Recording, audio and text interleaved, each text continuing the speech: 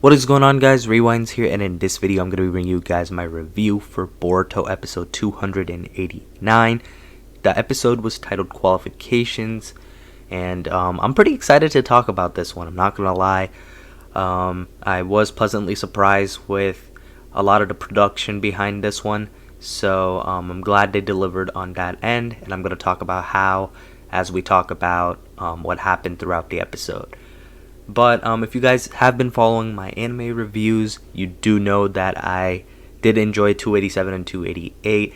287 I definitely enjoyed more than 288, but 288 wasn't too bad either, just could have been better on the animation end, but it did have some nice art in certain moments.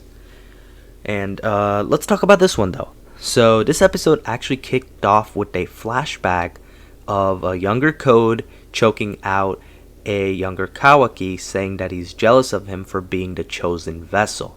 And while he's choking him out, he's using his white karma. And I just want to say the flashback looked amazing. It was pretty short, only a 30-second to a 1-minute flashback before the intro kicked off, but it was really good. I did enjoy that. So we were already off to a hot start, and then Kawaki awoke from his nightmare, which happened to be the flashback.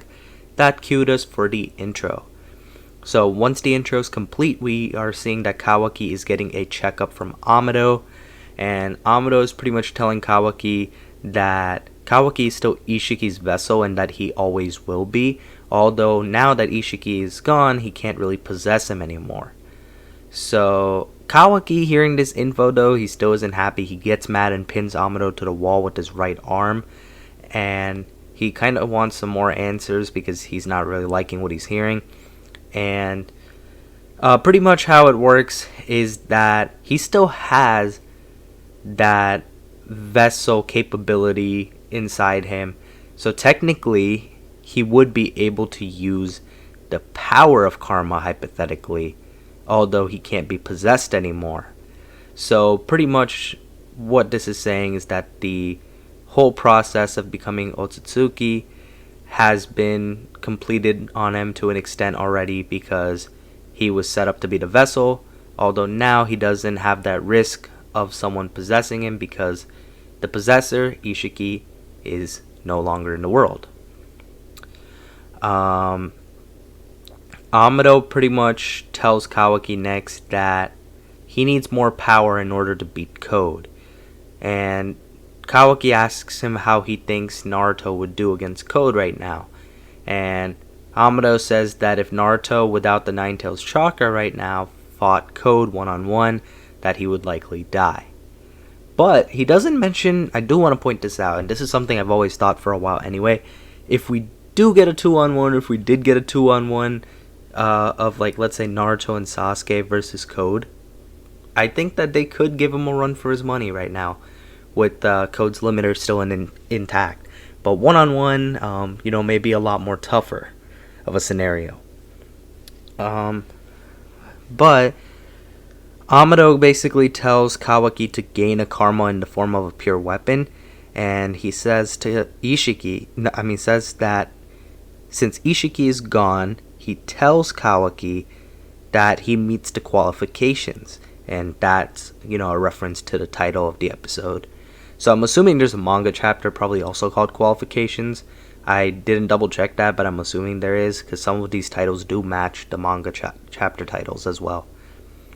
Kawaki pretty much tells Amado that he loads the karma and then he ends up leaving. We then cut over to Ida, who's watching Kawaki. One other thing I want to say is I really liked how they kept switching back and forth between the village and then more so Ida, Code, and later on Daemon. So I did like how they were pacing the episode as well. Pretty good direction. So Ida's noticing that Kawaki's really concerned for Naruto, but Code says that he refuses to let Naruto live, and that the only exception out of anybody that he'll let live is Kawaki, and that's because of the partnership he has with Ida. Meanwhile, Bug is hoping that they will all end up leaving soon so he can be more at ease. But that's not going to happen because Code is currently being hunted down by all 5 of the villages, and Ida tells Code after that to not really expect much from her in terms of combat. So now we're kind of at a point where they're exchanging a little bit more info about each other.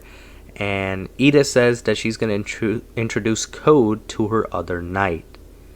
Right then, we cut over to the new gen Inoshikacho, who end up spotting Kawaki on the road, walking around just troubled.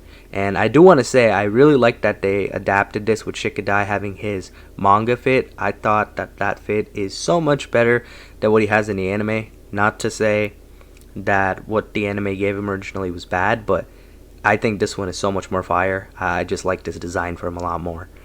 Kawaki has a little outburst moment, but they talk to him and they pretty much reassure him that he belongs to the Leaf Village, and he apologizes for troubling them and thanks them as well for putting up with him. And that's a little out of character behavior for Kawaki, because normally he would never thank them, but the fact that he did kind of makes Shikadai start thinking a little more. Next, we get another scene I really, really like, and this is where we get a scene of Himawari training. And she actually asked Boruto to do some sparring with her, and he says no, pretty much out of fear that he's gonna end up hurting her. We get a little flashback to him thinking about his karma. So this is where he's still, really hesitant at the moment to activate it and use it. I really like these extended scenes in the anime, I really, really do. And I like the fact that we're getting a Himawari training scene. It could be foreshadowing for sure, especially because of something that was just mentioned very recently in the manga. I'm not going to spoil it in case you guys aren't readers, but I really like that this is also foreshadowing to that in a way.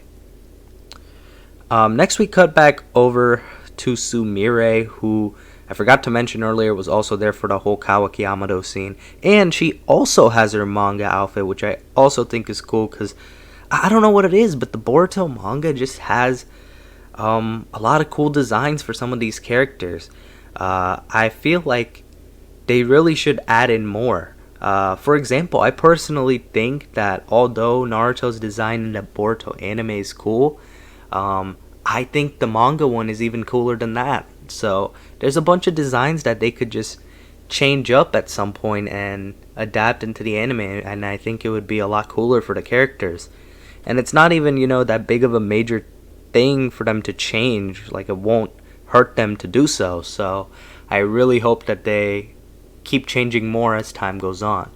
I'm glad that they're at least doing it with some of them though now, like Sumire and Shikadai. So Sumire is questioning Amado about the conversation earlier that he had with Kawaki, and Amado pretty much explains and reveals in a way that he's going to restructure Kawaki's karma. He doesn't directly say this, but he doesn't deny it either. And Sumire is just wondering during this whole conversation if Amado could have an ulterior motive. And Amado tells her not to worry because he has zero intention of harming the Leaf Village. Then we cut back over to Ida, who says that this other knight of hers is the only thing that can kill her aside from an Otsutsuki. And if you guys remember back to the previous episode, you would know that that's gotta mean that there's probably a blood relative around. And pretty much a kid appears on Code's back. Code is ready to attack him, but Ida tells him not to do so, so he listens. Daemon, Ida's little brother, appears. And I also want to say I liked his voice actor choice. Fits his character pretty well, just based off what I've seen of him so far in the manga. Soldiers then come in to attack, and I'm kind of glad that they added this. And this is manga stuff, but I'm glad that, the anime executed this pretty well.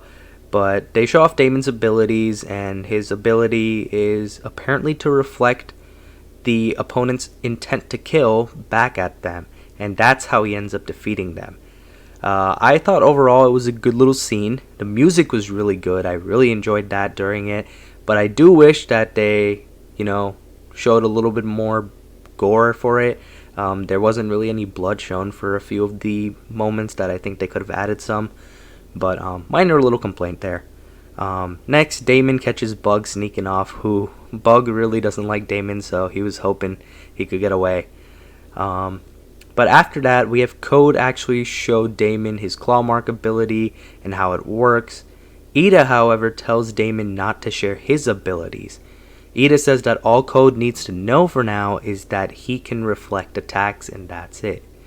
So Code asks Ida then if she's hiding another ability herself, and Ida responds with, "Who can say?"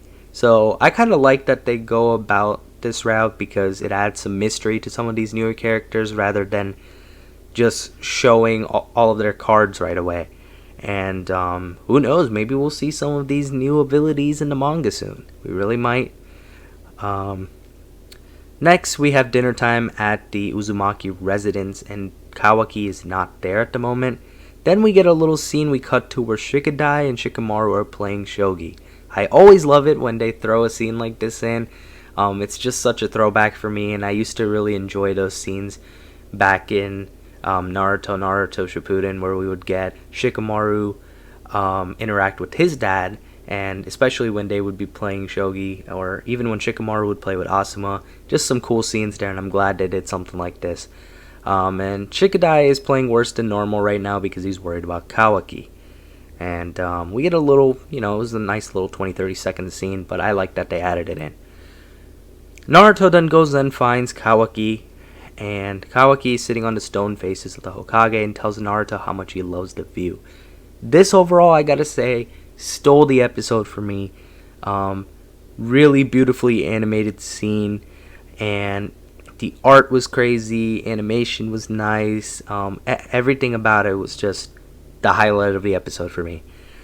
And Kawaki's pretty much telling Naruto here how he says he doesn't feel like he fits in because the village is a peaceful place, and that just doesn't seem to be somewhere he can belong because he's kind of an uncool troublemaker. Naruto's response to that is pretty much that he picks Kawaki up and tells him, "We're going home, my stupid son." And the moment that happened was definitely the best animated part of the episode. I really love that they did this scene justice, and all in all, they did a really good job throughout this whole episode. The art looked really good for majority of it, and that's thanks to Ichiro Uno.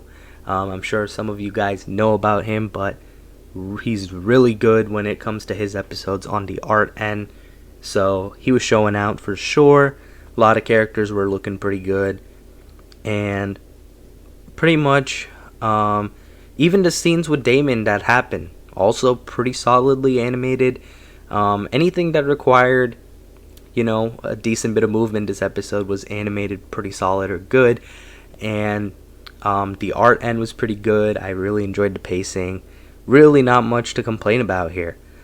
And then we have Kawaki home now because Naruto dragged him home, and a feast is lined up for Kawaki as a welcoming party. And I also like that they threw in the vase as well. And I guess, wow, that's like a throwback to maybe 100 episodes ago because of all the anime canon we've had with Boruto. So it is cool for them to even bring that back for a scene. And this episode was extended too. During the time where the ending would normally be playing, we did get a little bit more episode time, so I appreciated that as well. Boruto ends up giving Kawaki a new headband as a gift, and that's because he broke his headband in the previous episode. Kawaki is asking him if it's really a good idea for him to be giving his headband to him, but Boruto says it's alright because he has Sasuke's. So, it seems like Boruto's going to be keeping Sasuke's headband, guys. I don't recall him really returning it to him in the manga either, so really interesting stuff there. And then pretty much to close out the episode, we're getting Kawaki telling Himawari not to worry about Boruto, and Himawari pretty much asks Kawaki to look after Boruto if he goes overboard. Kawaki replies by saying that he will, and if you guys know, this is some foreshadowing of something to come in this arc, and maybe some foreshadowing of the manga readers that are keeping up month to month. Really good timing by the anime. I really love when an anime does something like this, and you have something you can connect it with to manga content that might be going on in the present moment as well. So good stuff there. And pretty much to wrap up the episode, we get Naruto saying to Kawaki that there's no point in him becoming Hokage if everyone can't live in peace in the village. And he pretty much tells Kawaki not to worry, that they're gonna find a way to handle code when it comes to it. And right then, Kawaki's just thinking to himself, and he decides that there's still one thing he can do that'll protect Naruto and the village. And that's where the episode ends off, and we get the preview for the next episode. All in all, though, guys, great episode for me. My favorite episode easily so far of this code arc in the anime. I rewatched 287 and some of 288, I think. And I would say my rating for 287 has changed a little bit. I'd probably give it more so in the realm of an 8, 8.5, which is still pretty good. But during my first initial reaction, I gave it a little more than that. I think I had given it 8.5 to maybe 9. But I'm going to drop it a little bit just because on the second watch I did notice some errors. So not a big deal, but still pretty good episode there. And then episode 288 I had given a 7.5 to 8 for, because it could have definitely been way better on the animation end, but I did enjoy some of the good art, and I enjoyed the story content overall that was going on there. This one though, I enjoyed the story content, I loved the art for the most part, enjoyed the pacing, and I really liked the animation too in the big scenes. So this was a great episode. I'm going to give this one an 8.5 to a 9 out of 10. Definitely the best one, like I said, so far. And hopefully the studio keeps it up. Hopefully these upcoming episodes we get before they conclude this arc, and I'm assuming they're going to go maybe 5 to 7 more episodes, depending on where they want to stop. If they want to keep going further, I guess maybe they could do a little more. But who really knows what's going to happen with the Boruto anime, if this hiatus rumor or not is true. But I just hope they keep on getting better and better from here and give us some banger episodes. But yeah, that's my thoughts on this one. I know it's been a long video, but I just had a lot to say.